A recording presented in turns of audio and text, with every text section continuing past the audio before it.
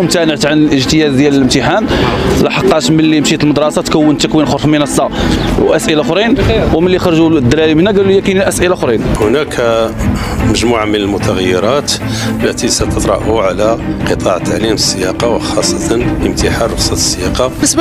بالنسبه للتغييرات ديال الاسئله في الشق النظري ما كاينش شي تغييرات كثار، غير هو بنك الاسئله اللي كنا حنا كنخدموا به واحد 20 عام هذه زادوا عليه شي تعديلات.